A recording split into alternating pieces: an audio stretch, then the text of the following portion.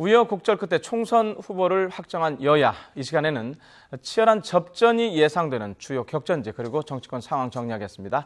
여권의 흐름을 잘 파악하고 계시는 장성호 건국대 교수님 그리고 야권의 판사는 서양호 두문정치전략연구소 부소장님이 짚어주시겠습니다. 어서 오십시오. 네, 안녕하세요. 안녕하세요. 자, 조금 전에 처음에 기자 연결을 통해서 들어보니까 오늘 오후에 유승민 의원이 기자회견을 하는데 권은희 의원, 유성결 의원이 같이 한다고 하거든요. 네. 이게 연합하는 걸로 봐야 되는가요? 상대적으로 유승민 의원이 지금 사실은 이제 더민주당이 후보를 등록했지만 네. 상당히 당선이 유력한 상황에서 네. 시간적 여유라든가 여러 가지 상황적 여유가 생겼다고 봅니다. 그렇기 때문에 본인과 같이 공천 탈락을 한 유성걸, 권은희, 네. 소위 말해서 친유승민계죠. 예. 이분들의 어떤 당선을 위해서 일조하겠다는 그런 차원이고 네. 그렇게 하면 할수록 사실은 나중에 새누리당에 복당할 때 훨씬 더 데미지 그리고 부담이 상당히 큰 그런 것들을 작용을 할 것 같고 네. 이와 대비해서 주호영 의원은 여기에 대해서 선거연대는 하지 않겠다고 했지 않습니까? 네. 이런 것의 차원에서 봤을 때는 네. 나중에 선거 후에 어떤 상황을 우리가 상정해서 봤을 때는 예. 주호영 의원은 예를 들어서 복당이 가능하고 예. 유승민 의원은 복당이 불허하는 이런 상황이 오지 않을까 그런지 저는 전망을 해봅니다. 참 예측하기 어려운데 당선 가능성 아까 말씀하셨는데 네. 유승민 의원 같은 경우는 좀 높다고 현재 상황으로 말씀하셨는데 그 나머지 두 분 권은희 의원하고 유성걸 의원 같은 경우는 그쪽 지역구 상황은 어떻습니까? 이분들은 무소속으로 나갔지 않습니까? 공관이나 최고에서 결정을 네. 한 것이 유승민 의원은 지역을 공천을 안 줬다는 것은 그렇죠. 유승민 의원 당선을 보장을 했다고 예. 봅니다. 예. 반면에 그 반면에 두 분의 지역은 공천을 했지 않았습니까? 했습니다. 이렇게 예, 봤을 그렇습니다. 때는 예.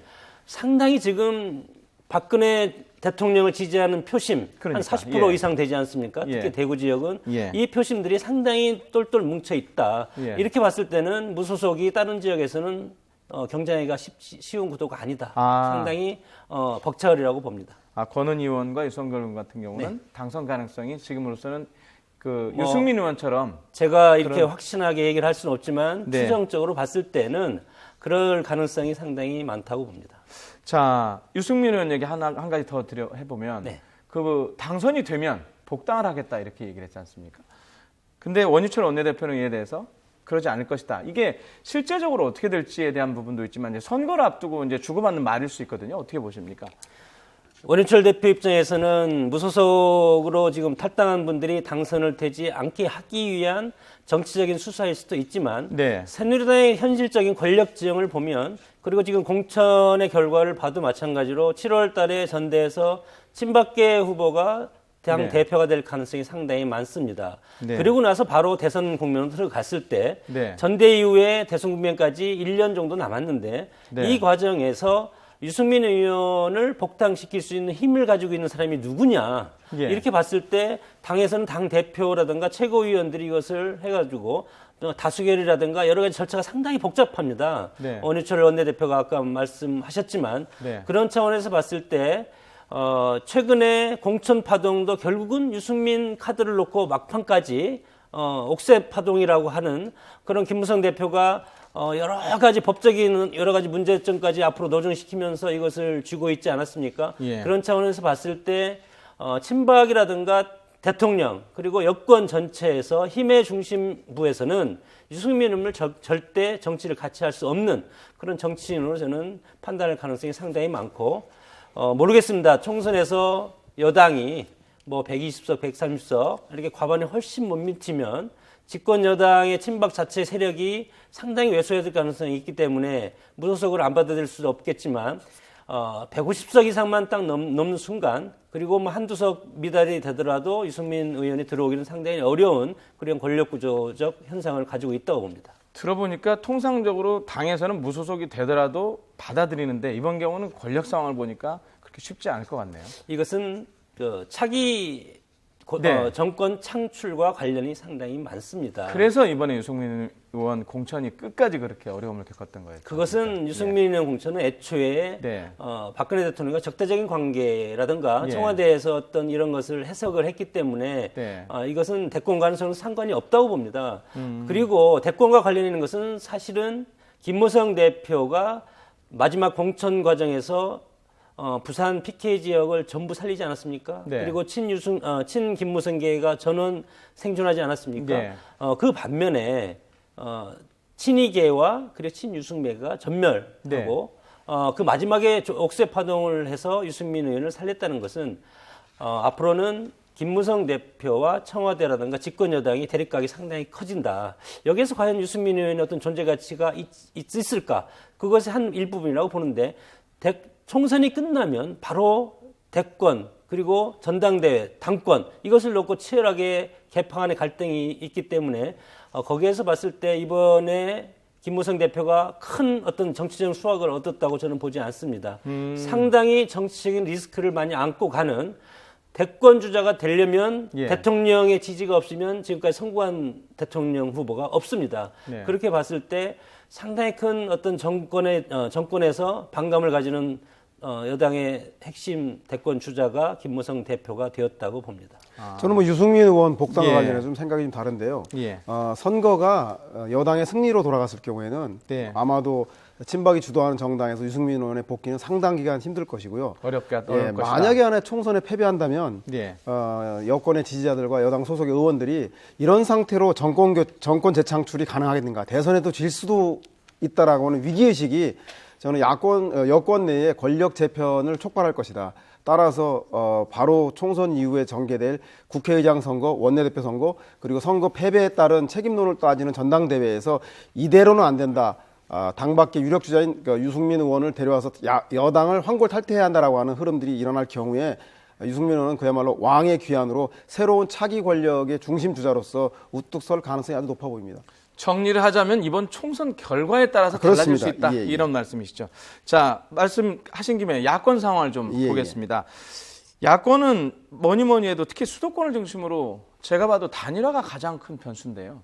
지금 그 단일화를 놓고 국민의당 그리고 더민주가 지금 서로 이제 말이 다르지 않습니까? 이거 어떻게 정리가 될 것 같습니까? 그렇습니다. 5% 이내의 차이로 박빙의 승부가 예상되는 곳이 수도권에서 뭐 20, 30여 곳이 지난 선거에도 있었기 때문에 네. 여전히 수도권 내 단일화 문제는 중요한 총선의 변수고 전제인 것 같습니다. 네. 다만 애초에 국민의당에서는 이번 야권 단일화에 대해서 당대당 통합은 없지만 후보 간에 단일화하는 것은 여지를 열어놨다 그랬다가 네. 다시 실제로 각 지역별로 후보자들이 국민의당을 이탈하거나 국민의당 후보 등록을 사퇴하면서 단일화가 일어나는 걸 보고 위기의식을 느낀 국민의당 내에서 자당의 후보를 지키기 위해서 또 비례대표에서 득표를 위해서 임의적인 후보 간 단일화를 할 수 없다라고 어제 쐐기를 박음으로써 일시적으로 단일화가 위축되어 있는 형국인 것 같습니다. 그리고 야당 내에서도 김종인 대표와 문재인 대표 간 야권 단일화를 바라보는 후보 간 단일화를 바라보는 시각이 좀 다른 것 같습니다. 김종인 대표는 야권 단일화를 조용조용 뒷문에서 조용히 치루어서 어차피 연정을 통해서 당대당 충분하게 국민적 설득을 통한 단일화가 아니라고 한다면 선거에 급조된 단일화는 역풍이 우려되기 때문에 조용조용 지역 내에서 암암리에 그냥 알아서 하는 뒷문 단일화를 선호하는 반면에 문재인 대표는 단일화 현장인 창원에 직접 가서 예. 야당 단일화에 같이 포토 타임도 가지면서 이것을 이슈화해서 상징화하는 전술로 가려고 하시는 것 같습니다. 그런데 이런 국민의당과 더불어민주당의 복잡한 속내에도 불구하고 예. 제가 보기에는 역설적으로 이 단일화 여부는 단일화를 추진하려고 하는 양당의 노력에 의해서 되는 것이 아니라 이번 선거가 여와 야의 1대1 대결 국면이 강화될수록 여당의 막장 공천과 그리고 경제 무능에 대한 심판의 의지가 높아질수록 1대1 구도가 높아진다면 네. 국민들은 이것에 대해서 단일화를 요구할 것이고 만약에 당대당이나 간의 후보 간의 단일화가 되지 않는다면 예전의 경우처럼 당선 가능한 야당에게 힘을 모아주면서 사표 방지 심리를 통해서 여당을 심판하려고 하는 의지가 강해질 것입니다. 따라서 1대1 대결 구도를 얼마만큼 잘 만들어 나가는가, 즉 경제에 대한 문제에 대해서 여당과 대립각을 잘 만들어나가는 여당의 선거 전략이 궁극적으로는 단일화를 강제해낼 수 있는 지렛대가 될 것으로 전망됩니다. 지금 말씀을 들어보면 단일화 쪽이 아무래도 조금 더 네, 할 그렇습니다. 것이다 예, 쪽으로 예. 말씀하시는 거죠. 단일화는 선거를 위한 전제일 뿐이지 그것이 선거 전략의 핵심은 아니기 때문에 김종인 대표가 잘 잡고 있는 경제 문제를 둘러싼 이대로 경제가 좋아서 이대로 계속 원하시면 정부 여당을 현재 못 살겠다, 경제문을 심판해야겠다 하다면 여당을 견제하기 위해서 야당에게 표를 몰아주자라고 하는 이 1대1 구도를 가져가는 것이 결국은 유권자들에게 경제문을 심판하기 위해서는 결국 당선 가능한 야당 쪽에다 힘을 모아줘야 되지 않겠냐라고 단일화를 강제할 수 있는 키가 되기도 한다. 따라서 1대1 경제문을 중심으로 한 선거 구도를 잘 형성하는 것이 단일화를 만들어내는 핵심적 키다라고 하는 김종인 대표의 선거 전략이 저는 상당히 설득력이 있다고 생각이 듭니다. 그 말씀이 나온 김에 그 이번 선거의 키워드 그러니까 네네. 이른바여 여당에서는 야당을 심판한다는 거고 그 야권에서는 경제를 심판한다는 건데 어떤 의미가 담겨 있다고 보시는가요? 대통령께서 일관되게 얘기하셨던 것이 예. 나라 경제와 안보가 위기인데도 불구하고 국회가 자기 정치를 통해서 국정에 발목을 잡고 있고 특히 야당이 사사건건 반대면 반대를 하고 있다라고 하는 논리를 일관되게 제시하셨고 그에 따라서 양당 정치를 비판하는 국민의당이라고 하는 제3당이 출연함에 따라서 제가 보기에는 대통령의 야당 정치 심판, 야당의 무능한 국정 발목 잡기 심판이라고 하는 여당의 슬로건들이 부각이 되는 것 같고 대통령의 국정 운영을 뒷받침하기 위해서는 여당의 이런 국정 발목을 잡는 것을 막아야 한다라는 게 여당의 일관된 논리인 것 같고요. 그에 반면에서 야당에서는 이 문제에 대해서 친노니 비노니 호남이니 비호남이니 국민의당이니 더불어민주당이니 이런 것은 여당이 쳐놓은 분열의 프레임일 뿐이고 실제 이번 선거는 현재대로 경제가 잘 살고 먹고 살만하다고 하면 여당을 찍는 것이고 특히 재벌과 기업의 구조조정을 통해서 경제 성장이 일어나는 일자리를 창출할 수 있는 유효한 수단이다라고 생각하면 여당을 그렇지 않고 일하는 서민들의 임금이라든가 복지라고 하는 분배와 재분배를 통한 것이 경제를 선순환시킬 수 있다라고 한다면 야당을 찍어달라고 하는 그런 경제 문제를 중심으로 한 여야가 사회 경제적 요구를 대변하는 정당으로서 올바로 평가 판단되어기를 바라는 의미에서 야당은 경제 무능론을 전면에 내건 것 같습니다. 제가 이제 한 말씀만 예. 드리면 야당 심판, 경제 심판 좋습니다. 지금 선거가 2주 정도, 20일 정도 남았는데 예. 그것이 국민들한테 과연 얼마만큼 귀 속에 들어가겠습니까? 지금 국민들은 정치적 무관심이 상당히 극으로 달려 있고 그리고 막판에 공천 전쟁이라든가 뭐 막 뒤집어 엎고 싸움하고 하는 그런 예. 모습들이 정치적 무관심을 상당히 더 가져왔다. 이래서 역대 최악의 선거율이 될 가능성이 상당히 많고 특히 이런 구호보다는 선거의 3대 어떤 그 패키지를 보면 구도, 인물, 정책이 결정합니다. 그러나 구도가 70%, 인물이 20%, 정책이 10% 정도가 영향을 끼칠 텐데 네. 이렇게 봤을 때 야당이 방금 말씀하신 야당 야권연대의 여부 이 부분과 관련해서는 김한길 의원이 불출마 선언하면서 야권연대를 하지 않기 때문에 불출마 선언을 한 거 아닙니까? 그것이 가장 상징적인 의미가 있고 나중에 안철수 의원이 이거에 대해서 통안에 어떤 석패의 눈물을 흘릴 가능성도 상당히 많습니다. 그래서 지금도 야권은 늦지 않았다. 야권 단일 대우로 가기 위해서는 야권이 하나로 돼야 될 것이 유권자들한테 선택의 복을 준다고 저는 봅니다. 이런 것이 이제 상당히 어려운 작업인데 이렇게 봤을 때 불리한 것은 뭐냐면 야당은 정말로 사분돼 있습니다. 네. 그래서 이것이 현실적으로 표를 4등분으로 나눠 있는데 그리고 야당이 분열된 것은 어떻게 보면 그 격전지에서 분열이 돼 있기 때문에 10% 5%가 당락이 결정된 지역에서 야권이 분열돼 있습니다. 호남은 차치하고라도. 예. 그러나 여당이 어떤 강세 지역에서 이것이 분열이 돼 있기 때문에 0.1%의 그런 표의 이탈률이 밖에 없다. 그렇게 봤을 때 과연 어디가 유리할 것인가. 이런 구도 싸움에서 봤을 때는 네. 새누리당이 과반을 넘길 확률이 상당히 많고 여기에서 원래 예상대로. 예상대로 그렇고 야권이 여기에서 단일 대우로 단일화가 협상이라든가 이런 것이 실패할 경우에는 야당이 선거에서 질 수밖에 없는 물론 역대 선거에서 보면 150석 전으로 1당이 결정되고 그다음에 2당이 130석 이렇게 뭐 결정되지 않았습니까? 그런 차원에서 결과가 나올 가능성이 상당히 많다고 봅니다. 자, 그럼 조금 더 얘기를 진전시켜서 개별 지역구의 현재 여론 상황을 좀 잠깐 짚어보겠습니다. 그 준비한 그래픽을 좀 보여줬으면 좋겠는데요. 그 부산 경남 지역 먼저 한번 좀 볼까요? 손수조 후보 그리고 배재정 후보, 장제원 후보가 지금 27.5%, 배재정 후보가 20.1%, 장제원 후보가 35.4%로 최근에 이제 여론조사 결과가 이렇게 나와 있는데요. 자, 어떻게 보십니까 지금 상황을? 이 지역구만. 예. 정당의 구도적인 측면에서 봐야 될 가능성이 상당히 많습니다.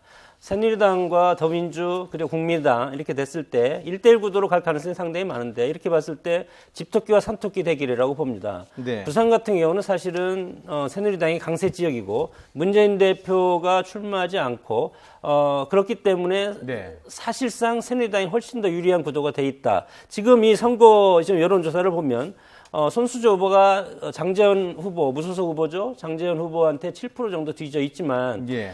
막상 이제 선거 등록이 끝나고 31일부터 선거 운동이 시작되지 않습니까? 네, 네. 그때부터 실질적으로 유권자들이 표를 찍은 후보들을 이제 생각하기 시작하고 예. 자, 그러면 어느 당을 찍을 것인가? 당과 후보가 일체화될 가능성이 80% 이상입니다. 이렇게 봤을 때 손수주 후보가 장재원 후보를 앞질 가능성이 상당히 저는 있다고 봅니다. 예. 저는 뭐 다르게 생각하는데요.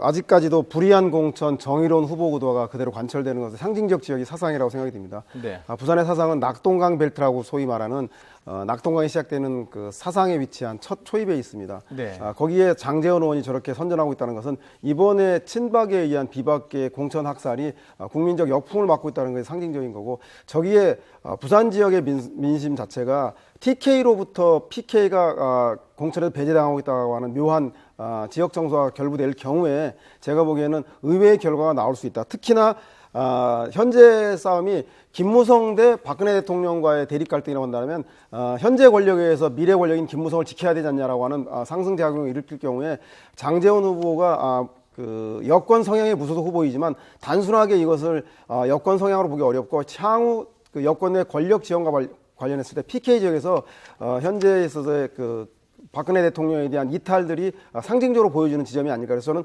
장재원 후보의 선전이 눈에 띄게 높아질 것이고, 장재원 후보가 야권 성향의 후보의 포지션 현역을 해서 실제로 배재정 후보가 좀 피해를 보는 그런 선거 전망이 예상되고 있습니다.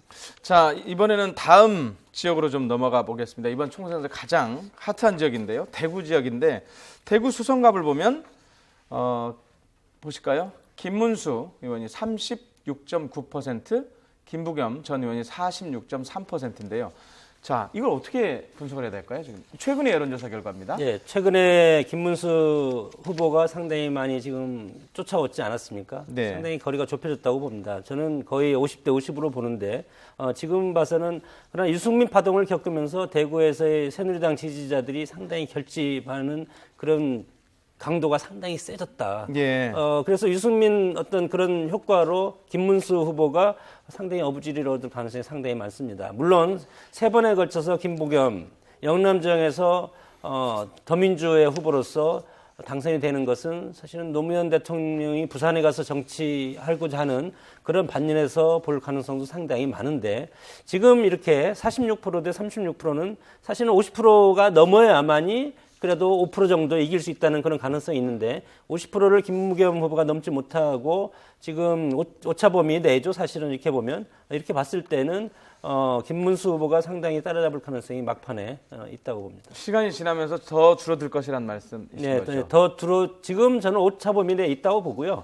선거 운동이 시작되면 유권자들이 이제 정당의 눈을 뜨기 시작합니다. 그때 비로소. 그렇게 봤을 때 특히 대구 지역 같은 경우는 예. 새누리당의 본거지이기 때문에 또 자존심, 또 박근혜 대통령 구하기, 또 레임덕 방지 여러 가지 이슈가 이제 또 터져 나오기 때문에 김부겸 후보자로서는 상당히 어떻게 보면 쫓기는 그런 입장이 될 가능성이 상당히 많습니다. 그렇죠. 야권의 입장에서 보면 김부겸 후보가 만약에 당선이 된다면 정말 역사적인 일이 되지 않습니까? 그렇죠. 지게로 태백산맥을 지어 나르는 예. 지역 감정을 힘으로 극복해 나가는 아주 부산 경남 지역에서의 야권의 한석보다도 대구 경북 지역의 한석은 더욱더 큰 의미가 있는데요. 저는 대체적으로 장성호 교수님의 진단에 동의를 하는데 네. 단 한 가지 변수가 뭐냐면 박근혜 대통령과 유승민 의원으로 나타날 텐데요.